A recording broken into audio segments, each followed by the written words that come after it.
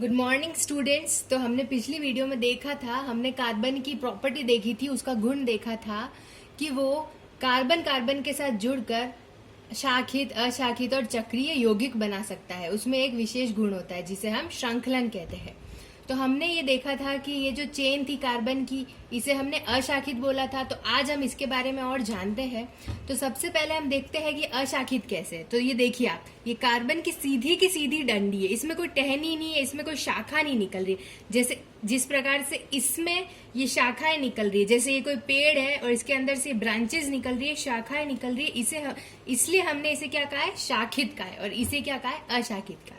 अब हम सबसे पहले इसमें गिनेंगे कि जो कार्बन के जो एटम्स है वो कितने हैं, कार्बन के एटम्स। ठीक है, तो हम कार्बन के परमाणु गिनेंगे। तो 1, 2, 3 और 4 कितने हैं कार्बन के परमाणु, एटम्स कितने हैं, 4। तो ये है C4। अब हम गिनते हैं कि हाइड्रोजन कितनी है। तो हम देखेंगे 1, 2, 3, 4, 5, 6, 7, 8, 9, 10 और हाइड्रोजन हमारे पास कितनी है, 10 है। तो ये पूरा एक मतलब सूत्र बन गया है, फॉर्मूला बन गया है, जिसे हमने बोला है C4H10, C4H10, जिसका मतलब क्या हुआ है, ब्यूटेन। इसे हम क्या कहते हैं, ब्यूटेन कहते हैं। अब इसी ब्यूटेन को अगर हम शाखित रूप में लिखेंगे, शाखित रूप में बनाएंगे, तो किस प्रकार बनाएंगे, इसकी संरचना किस प्रकार होगी। देखिए C और C ये तो एक साथ है, लेकिन ये शाखा में निकल गया है। अब ये जो शाखित हो रखा है, इसमें देखिए हाइड्रोजन कितने हैं, 1, 2, 3, 4, 5, 6, 7, 8, 9, 10। इसमें भी हाइड्रोजन 10 है। और कार्बन गिनेंगे 1, 2, 3 और 4। तो कार्बन भी हमारे पास 4 है। तो ये भी ब्यूटेन है, लेकिन हमने इसको क्या कहा है, आइसोब्यूटेन। क्या कहा है, आइसो। हमने इसे आइसोब्यूटेन क्यों कहा है, क्योंकि क्या होता है ना, केमिस्ट्री में आइसोमर्स होते हैं। तो आइसोमर्स का ये मतलब होता है कि जिनका सूत्र जो होता है, सूत्र तो समान होता है, लेकिन जो हमने संरचना हम बनाते हैं वो अलग अलग होती है।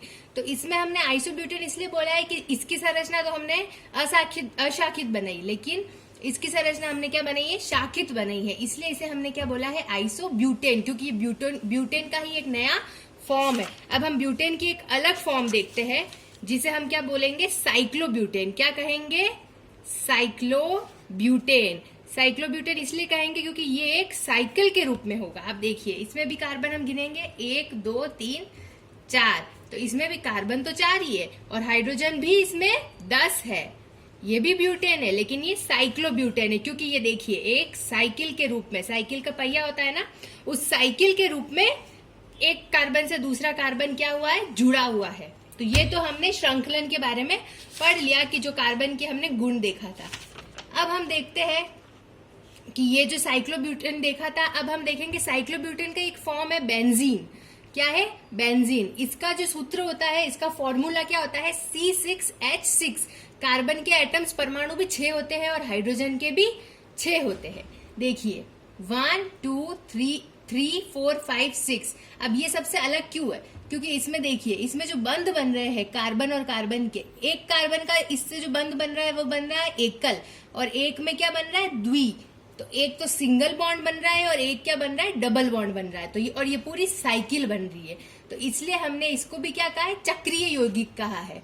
ठीक है, साइक्लो कंपाउंड है ये एक, और इसे हम एरोमेटिक चक्रीय यौगिक कहेंगे। इसमें जो हाइड्रोजन है वो कितने हैं, 6 है, और कार्बन एक तो एकल बंध से बंधा हुआ है और एक द्विबंध से बंधा हुआ है। तो यहाँ तक तो हमने श्रृंखलन देख लिया है।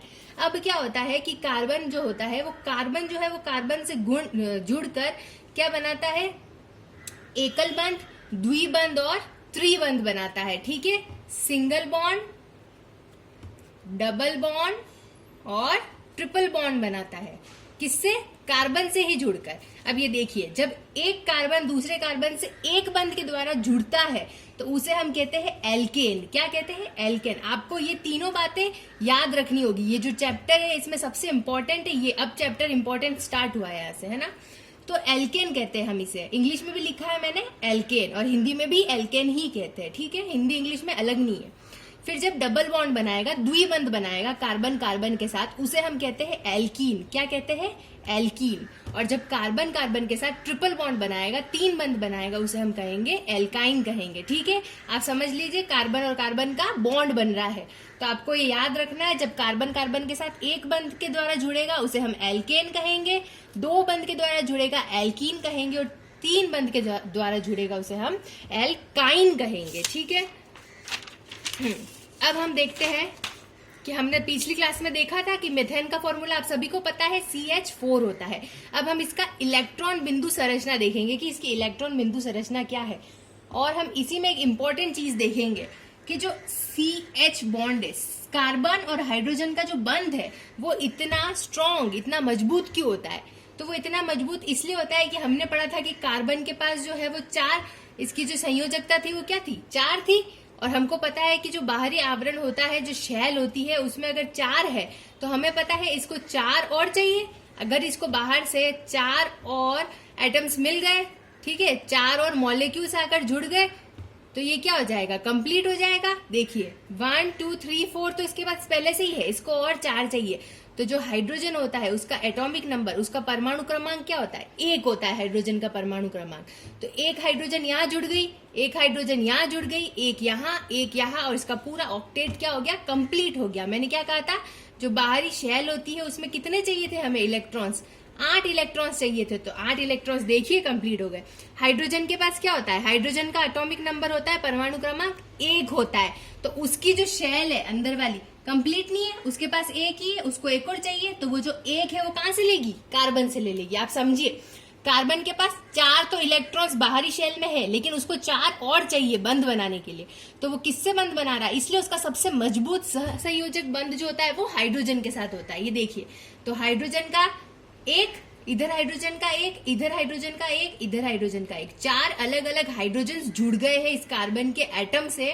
और ये कार्बन का 1 इलेक्ट्रॉन, 1 इलेक्ट्रॉन, 1 इलेक्ट्रॉन, और ये पूरा मजबूत एक बंध बन गया है जिसे हम सहसंयोजक बंध कहते हैं। किसका बना है, ये मीथेन का बना है। और ये मीथेन का क्या है, इलेक्ट्रॉन बिंदु संरचना है। ठीक है, अब आपको ये टेबल जो है वो याद करनी होगी, बहुत ही मतलब ये टेबल आपको इस जो भी आप कहते हो, केमिस्ट्री कहते हो, उसमें याद करनी आपको बहुत जरूरी है। जैसे जब कार्बन हमारे पास 1 होता है, ठीक है, जब 1 कार्बन होता है तो उसे हम कहते हैं मैथ। ठीक है, जब 2 कार्बन होते हैं उसे हम कहते हैं एथ। जैसे आपने पढ़ा था मेथेन, एथेन, है ना। जब कार्बन 3 होगा तो प्रोपेन, जब कार्बन 4 होंगे तो ब्यूटेन होंगे तो पेंटेन। तो C1 जो होता है वो मिथ होता है। ठीक है, क्योंकि एक ही बॉन्ड से होगा तो हम मीथेन बोलेंगे, और डबल बॉन्ड से होगा तो हम मिथाइन बोलेंगे, और ट्रिपल बॉन्ड से मीथेन बोलेंगे एक बॉन्ड से, डबल बॉन्ड होगा तो मिथीन, और ट्रिपल बॉन्ड होगा तो मिथाइन। ठीक है, ये मैं आपको सिर्फ एग्जांपल दे रही हूँ। जैसे एथ है तो ठीक है, C2 होगा, C से एक ही बॉन्ड से जुड़ा होगा तो एथेन, C 2 बॉन्ड से जुड़ा होगा तो एथीन, और C 3 बॉन्ड से जुड़ा होगा तो एथाइन। ठीक है, ऐसे एथेन, एथीन और एथाइन। ठीक है, इसी प्रकार है C3 प्रोपेन, प्रोपीन और प्रोपाइन, C4 ब्यूटेन, ब्यूटीन और ब्यूटाइन, पेंटेन, पेंटीन और पेंटाइन, इस प्रकार से। ठीक है, और C6 होगा तो हेक्स होगा। ओके, अब हम देखेंगे, हमने मीथेन की तो इलेक्ट्रॉन बिंदु संरचना देख ली, अब हम एथीन की संरचना देखेंगे। तो एथीन देख लीजिए आप, सबसे पहले इसमें गिन लीजिए। तो इसमें कार्बन कितने हैं, 1 और 2, तो इसमें 2 कार्बन है। और हाइड्रोजन कितने हैं, 1 2 3 4। तो आपको मैंने क्या कहा था, जब 2 कार्बन होंगे तो वो क्या हो जाएगा, एथ वाला ग्रुप हो जाएगा। ठीक है, तो यहाँ पर C2H4 का मतलब एथीन। एथीन क्यों बोला मैंने, क्यों लिखा एथीन, क्योंकि यहाँ पर हमारे पास डबल बॉन्ड है। अगर यहाँ सिंगल बॉन्ड होता है तो हम क्या लिखते, एथेन। क्या बोलते, एथेन। जैसे मेथेन पढ़ा था ना, वैसे ये भी एथेन होता है, लेकिन यहाँ पर क्या है, द्विबंध है, इसे हम क्या बोलेंगे, एथीन बोलेंगे। ये तो हमारी संरचना हो गई, संरचना सूत्र हो गया। ठीक है, अब हम इसकी एल्कीन, एथीन। ठीक है, अब एथीन के हम इलेक्ट्रॉन बिंदु संरचना बनाएंगे। तो अब आप देखेंगे कि C2 तो ऐसे ही लिखेंगे हमने। ठीक है, C2 ऐसे ही लिखा है। अब कार्बन के पास 4 इलेक्ट्रॉन्स होते हैं, हमें पता है। ठीक है, बाहरी शेल में तो 1 और 2 तो ये रहा, एक और दो, तो ये रहा। अब इस कार्बन का ये 2 इलेक्ट्रॉन यहाँ बच गए और इस कार्बन के 2 इलेक्ट्रॉन यहाँ बच गए। तो इस कार्बन के ये 2 इलेक्ट्रॉन और इस कार्बन के ये 2 इलेक्ट्रॉन, इन दोनों ने यहाँ पर बंध बनाया है। कौन सा बंध बनाया है? द्विबंध बनाया है। और ये हाइड्रोजन से इधर जुड़ा है, ये इधर, ये इधर, ये इधर, ये सब सेम ही है।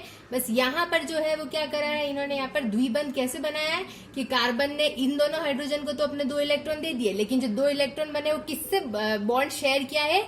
इस वाले कार्बन के साथ सहसंयोजक बंध बनाया है। ठीक है, फिर हम देखेंगे एथाइन, क्योंकि ट्रिपल बॉन्ड है। क्या है? ट्रिपल बॉन्ड है। इसको भी काउंट करेंगे। कार्बन कितने हैं? 2 और हाइड्रोजन भी 2।